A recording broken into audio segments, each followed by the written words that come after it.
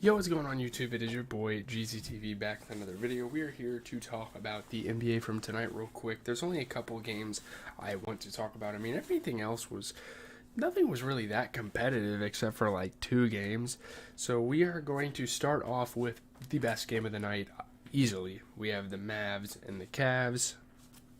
Mavs, Cavs. Uh, yeah, we're maxed out tonight. Max Strus sinks a 59-footer at the final horn, sending the Cavs to a 2-point win over the Mavs. Max Strus caught the pass with barely any time to ever think and never mind shoot. One thing crossed his mind, and that was to win the game, heave a shot, and yeah, everyone was ecstatic. That was absolutely insane. He had one of the craziest heat checks I've seen in a while. Why is the internet so dog shit around here? I'm fidget, like I'm lagging around. My videos have been dog shit. I don't know. But yeah, crazy half court shot. Donovan Mitchell was hitting some threes. I mean, this team was just hitting threes towards the beginning of the game when it mattered.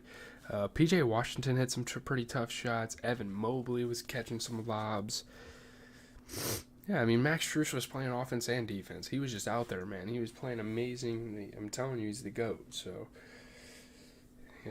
obviously, I mean, the Mavs played pretty solid basketball. Kyrie put up 30 in his homecoming, shot 50%. You get 45 and 14 for Luka Doncic, continuing to be on an MVP tear. I don't know, I guess guys like Josh Green definitely could have stepped up for the squad, and their bench isn't really doing much either.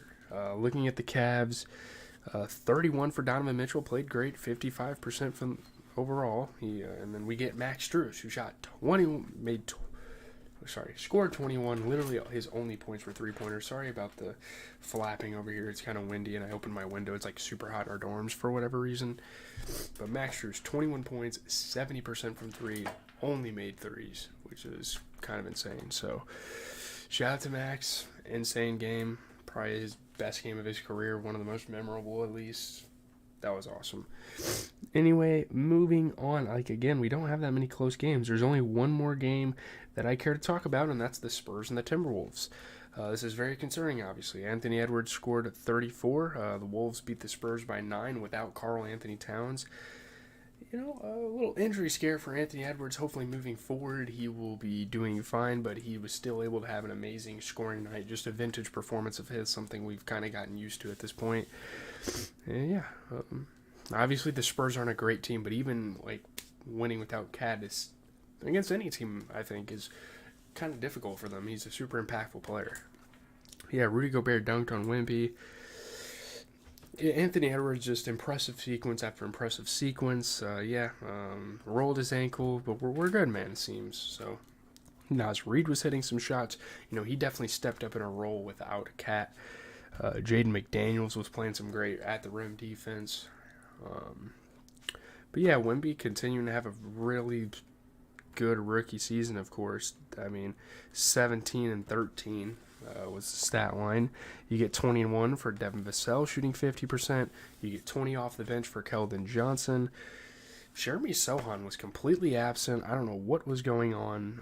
It's nice that they actually made a coaching adjustment and took him out of the game, but he was playing terrible. I mean, again, you got to experiment. You got to find your guys.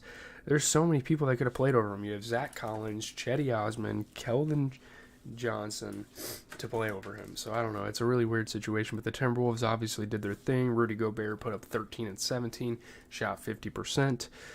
You get 34 from Anthony Edwards, who shot 40% from three. Great game for Nas Reed. He put up 22. He shot 50% from three, 80% overall.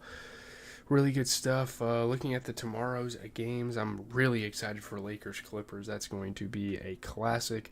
We also get Kings and Nuggets. Some pretty solid games on tomorrow. Not that many. Pelicans Pacers. I think the ESPN doubleheader is going to be fantastic. I'm going to have to watch that. I should have a lot of free time to watch basketball tomorrow. Tonight I obviously had some IM games and stuff, but intramural, but for my school rec league. But we should be back and rolling, watching a lot of basketball tomorrow, so it should be really exciting. Yeah, leave a like, comment, subscribe. I'm out. Tomorrow you guys are going to get a movie review for Oculus, the 2014 movie. Scary movie again, working on the scratch it poster, and then we're going to do a recap like normal. Obviously, Schoolboy Q's coming out with an album. I might